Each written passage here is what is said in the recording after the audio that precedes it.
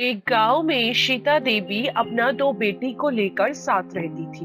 बड़ी बेटी मीरा और छोटी बेटी नीति। सीता देवी के पति गुजर जाने के बाद वो लोगों के घर में काम करके संसार चलाती थी।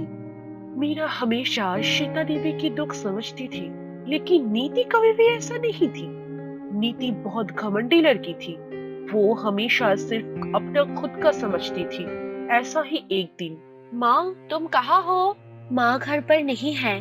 माँ जिस घर पर काम करती है वहाँ से आज जल्दी जाने के लिए कहा था, तो माँ सुबह जल्दी चली गई। तू अब तक सो रही थी, इसलिए तुझे पता नहीं चला। मेरा कॉलेज का वक्त हो गया है, पर माँ ने मेरे लिए टिफिन नहीं बनाकर चली गई। देख बहन, माँ की उम्र तो बढ़ रही है और उसे सुबह जाना था, शायद इसलिए भूल गई होगी। यदि काल रात तू मुझे बताई होती तो मैं अब तक कर चुकी होती। तू रुक, मैं कुछ बनाकर दे रही हूँ। तुझे इतना नाटक करने की कोई जरूरत नहीं है। तू अभी टिफिन बनाएगी तो मैं कॉलेज कब जाऊंगी? मुझे बस 10 मिनट दे दे बहन। अब मेरे पास इतना वक्त नहीं है। इससे बेहतर है कि तू मुझे कुछ पैसा दे दे, मैं बाहर कुछ खा लूंगी। मीरा नीति को कुछ पैसा देने के बाद नीति चली गई। अच्छा हुआ कि मैं पैसा ले लिया, मैं बाहर कुछ खा सकूंगी, वरना सूखी रोटी खाना पड़ता था। जब रात में सब एक साथ बैठे थे तब। माँ, अब से तुम्हें काम करने के लिए बाहर जाने की जरूरत नहीं है। तुम्हारी उम्र बढ़ रही है, अब से तुम घर पर ही रहो। मैं बाहर जाकर काम करूंगी तो एक्स्ट्रा 2 घर में काम कर सकूंगी। इससे हमारी गरीबी थोड़ा सा भी कम हो जाए तो अच्छा होगा। नहीं बेटी, ऐसा नहीं होता है। क्यों नहीं होता है माँ? इतने दिन तक तुमने बहुत कुछ किया हम दोनों के लिए। अब तो हम दोनों बड़ा हो गई हूँ। अब से हम दोनों बहन मिलकर तुम्हें देखूंगी। इसके बीच मुझे मत लेकर आ। मैं तुम दोनों की तरह किसी के घर जाकर काम नहीं कर सकती। मैं पढ़ी लिखी हूँ, मैं एक अच्छा जगह पर नौकरी करूंगी। अरे तुझे कौन कहा काम करने के लिए? बहन, तेरी पढ़ाई का खर्चा इतना बढ़ रहा है कि इन पैसों से और नहीं चल रहा है। इसलिए मैं माँ को कह रही थी कि अब से मैं ही काम करूंगी, और जब तू अच्छा नौकरी करेगी तब तू हम दोनों को देखेगी। हाँ जरूर।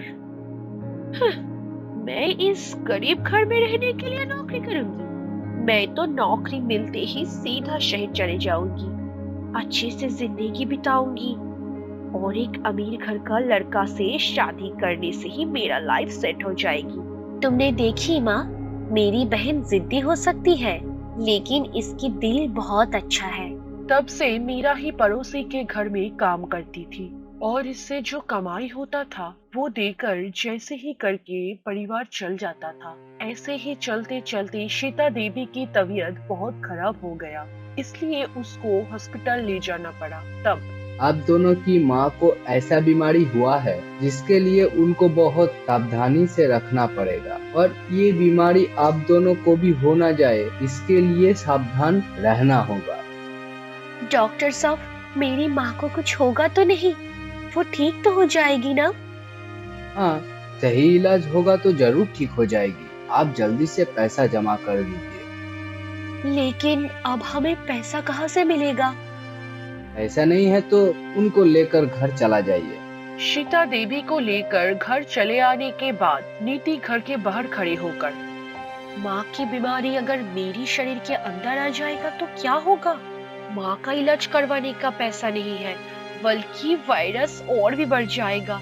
इससे अच्छा होगा कि कॉलेज में जो अमीर घर का लड़का प्रधान है, मैं उसको शादी करके ये घर छोड़कर चली जाती हूँ। अगले दिन सुबह। ए बहन सुन, मैं इस घर में बीमार माँ के साथ नहीं रह सकती।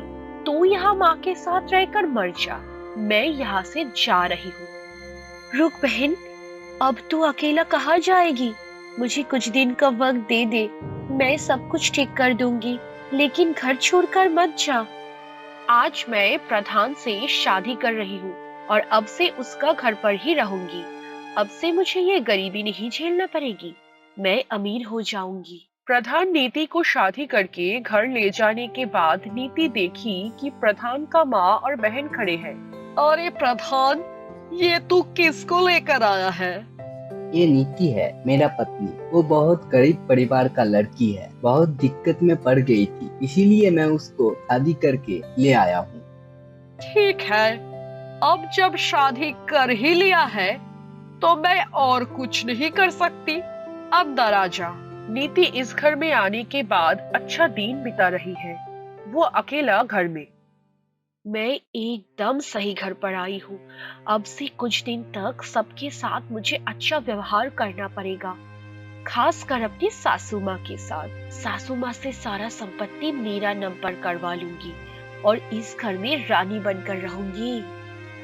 कुछ दिन बीत जाने के बाद, ओफो, ये सासू माँ की दिल जीतना बहुत मुश्किल है, इसलिए मैं वकील से संपत्ति का सारा पेपर्स रेडी करवा लिया। तो मैं आज रात ही सासू माँ से कागज पर उंगलियां का निशान ले लूंगी। जैसे ही नीति अपनी प्लान मुताबिक रात में सासू माँ की उंगलियां का निशान लेने के लिए सासू माँ की घर पर जाती है, तो सासू माँ उठ जाती है और घर पर सब लोग भी आ गया है। छी बहू, तुम्हें शर्म नहीं आई ये काम करने में? मेरा सौभाग्य है कि रानी सब कुछ सुन ली थी। मतलब क्या सुन लिया रानी? हाँ भाभी, तुम जब सारा संपत्ति अपना नाम पर करवाने का योजना बना रही थी, तब मैं बाहर से सब कुछ सुन लिया था। जी नीति, मैंने कभी नहीं सोचा था कि तुम ऐसी लड़की हो। अब इस घर से निकल जाओ, इस घर में तुम्हारी कोई जगह नहीं है। नीति को घर से निकल देने के बाद नीति वापस अपनी माँ के घर पर गई। ये घर यहाँ कब था? ये किसका घर है? नीति घर का अंदर जाने के बाद, माँ, बहन, तुम दोनों यहाँ पर? ये किसका घर है? क्यों, हमारा ही घर है। यकीन नहीं हो रहा है? तू इस घर में क्या सोच कर आई है? मैं बहुत बड़ा अन्याय किया हूँ। मुझे मेरी ससुराल से निकल दिया है। मुझे मेरी गलती का सजा मिल गया है माँ। क्या? इतने दिन बाद तेरी गलती का सजा मिली? रहने दो माँ, उसके साथ ऐसे बात मत करो। आ बहन, घर आ जा। तुम दोनों तो नहीं कहा कि तुम दोनों इस घर में कैसे हो? तेरी घर छोड़कर चले जाने के बाद मुझे समझ नहीं आ रहा था कि मैं अकेला माँ को लेकर क्या करूंगी। इसलिए भगवान का नाम लेकर दूसरे काम की तलाश में निकल गई थी और काम नहीं मिलने के बाद घर लौटने के वक्त मैं एक लॉटरी का दुकान देखकर 10 रुपया का लॉटरी का टिकट खरीद ली थी और उस लॉटरी जीतने के बाद मुझे 3 लाख रुपया मिला था और उस पैसा से माँ का इलाज करवाई। इसके बाद हम दोनों मिलकर एक फल का दुकान खोल लिया था।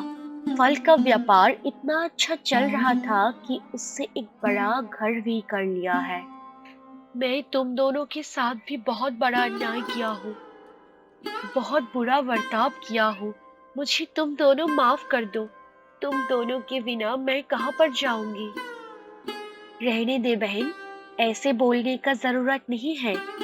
तू हम लोगों के साथ बुरा की थी, लेकिन हम दोनों ऐसा कभी नहीं करूंगी। अब से तू इस घर में ही रहेगी। तब से सीता देवी अपनी दोनों बेटी के साथ खुशी खुशी रहने लगी।